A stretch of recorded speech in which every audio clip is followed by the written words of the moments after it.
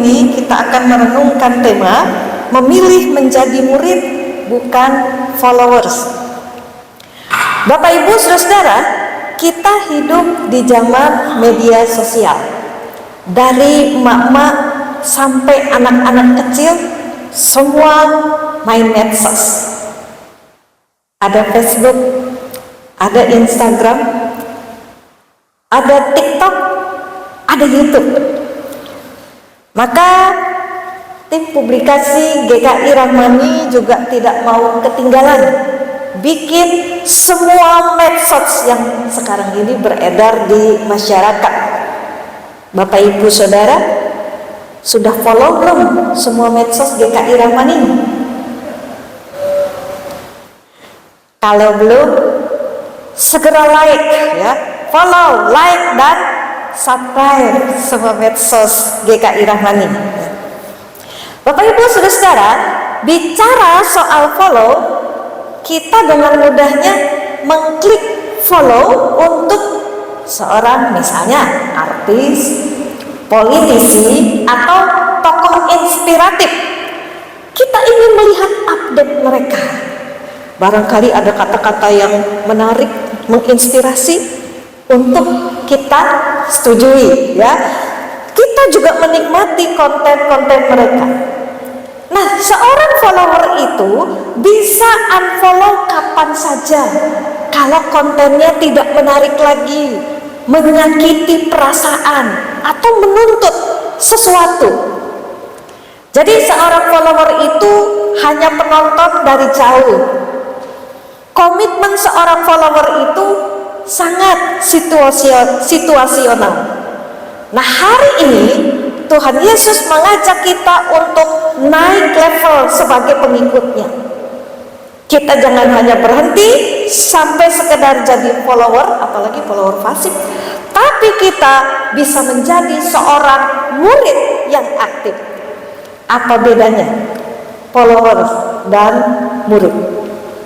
Bapak Ibu Saudara, follower itu adalah orang-orang yang mencari hiburan, sedangkan murid itu mencari transformasi.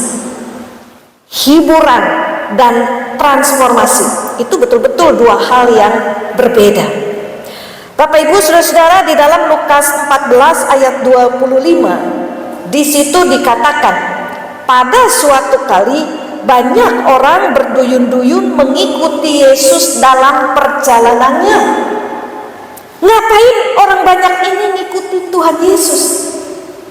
Ternyata mereka ini followernya Tuhan Yesus. Nah, menurut kesaksian Injil Yohanes 6 ayat 2 dan ayat 26, followers ini follow Yesus karena mereka melihat mujizat Yesus dan karena dapat makanan. Coba kita perhatikan ya, apa yang ditulis Yohanes 6 ayat 2.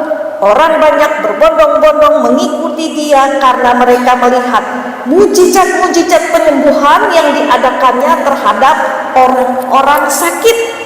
Lalu di ayat yang ke-26, Yesus menjawab mereka, "Aku berkata kepadamu, sesungguhnya kamu mencari aku bukan karena kamu telah melihat tanda-tanda, melainkan karena kamu telah makan roti itu dan kamu kenyang." Jadi followers ini datang untuk terima sesuatu dari Tuhan Yesus. Entahkah itu kesembuhan, makanan, atau sesuatu yang menghiburkan. Tapi ketika Yesus mulai berbicara soal salib dan tantangan, banyak orang yang mulai meninggalkan dia. Di dalam Injil Lukas, pada bagian ketika Yesus mengatakan soal memikul salib, tidak dicatat orang-orang yang meninggalkan dia. Tetapi di dalam Yohanes 6 ayat ke-66 dicatat demikian. Mulai dari waktu itu banyak murid-muridnya mengundurkan diri dan tidak lagi mengikut dia. Ayat ini dicatat setelah Yesus mengungkapkan sesuatu yang keras kepada mereka. Bapak Ibu Saudara, Yesus tidak pernah memanggil kita kita untuk menjadi follower. Yesus panggil kita untuk jadi muridnya. Ingatkah Bapak Ibu Saudara, ketika Tuhan Yesus akan naik ke sorga, apa pesan Yesus kepada para rasul? Matius 28 ayat 19. Karena itu, pergilah, jadikan semua bangsa followerku, bukan muridku. Bagus ya Bapak Ibu, ingat semua. Ketika seseorang itu dipanggil jadi murid Yesus, dia artinya siap ditransformasi, bukan siap dihibur. Yesus itu bukan komedian loh ya Bapak Ibu, yang stand up komedi untuk kita, bukan. Yesus juga bukan pelawak. Yesus itu adalah seorang transformator. Ingatkah kita waktu Yesus pertama kali memanggil 12 muridnya, apa kata Yesus? Matius 4 ayat 19, ikutlah aku dan kamu akan kujadikan penjala manusia. Perhatikan kata kujadikan. Seseorang itu dipanggil jadi murid untuk diubah. Seorang murid itu akan diubah oleh Tuhan agar dijadikan serupa dengan diri Tuhan. Salah satunya menjadi seorang penjala manusia. Nah, banyak orang Kristen tidak paham maksud Yesus ketika memanggil dirinya untuk percaya kepada Yesus. Dikiranya datang kepada Yesus itu hanya buat terima berkat jasmani, berkat rohani. Dikiranya datang sama Yesus itu hanya untuk minta dijauhkan dari segala masalah, diberi kelimpahan, diberi hiburan. Nah, ini sebuah konsep yang keliru. Pernahkah kita datang pada Yesus lalu kita berkata, ubahlah aku Tuhan, jadikan aku serupa dengan Engkau. Tuhan, ubah aku, jadikan aku ini serupa dengan Engkau. Siapa dari antara kita yang pernah berdoa seperti ini? Minta kita diubah oleh Tuhan supaya kita jadi serupa dengan dirinya. Jika kita berdoa seperti ini, berarti kita siap jadi seorang murid, bukan menjadi seorang follower. Karena seorang murid itu mencari transformasi, bukan hiburan. Yang kedua, apa beda follower dan murid? Follower itu menghindari salib Bapak Ibu Saudara, tetapi seorang murid itu akan memikul salib. Selanjutnya di dalam Lukas 14 ayat 27, Yesus menunjukkan siapa itu muridnya dan siapa yang bukan muridnya. Dikatakan di sana, barang siapa tidak memikul salibnya dan mengikut aku, ia tidak dapat menjadi muridku.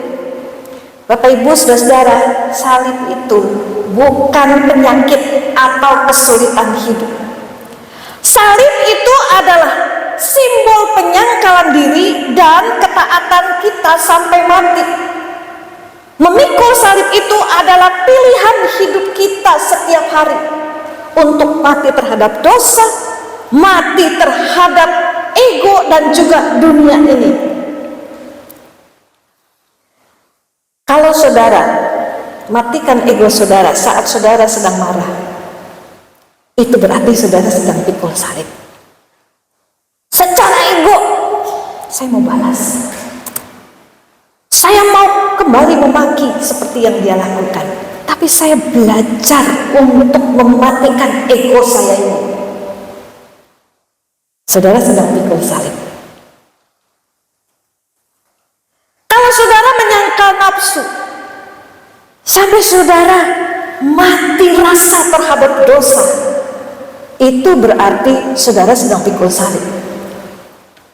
Kalau saudara matikan keinginan dunia sampai dunia ini tidak lagi menarik buat saudara, itu saudara juga sedang pikul salib. disebut pikul salib dulu, baru ikut dia. Ya, pikul salib dulu, baru ikut dia. Sanggup tidak kita ini sangkal diri pikul salib?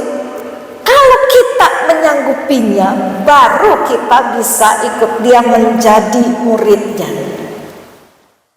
Jadi mari kita ingat Bapak Ibu Saudara, jalan seorang murid itu adalah jalan salib.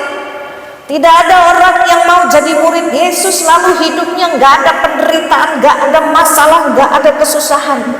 Karena begitu dirinya berperang dengan kedagingannya, nafsunya, keinginan-keinginan yang tidak sesuai dengan kehendak Tuhan, itu pun sudah jadi sebuah salib bagi dirinya.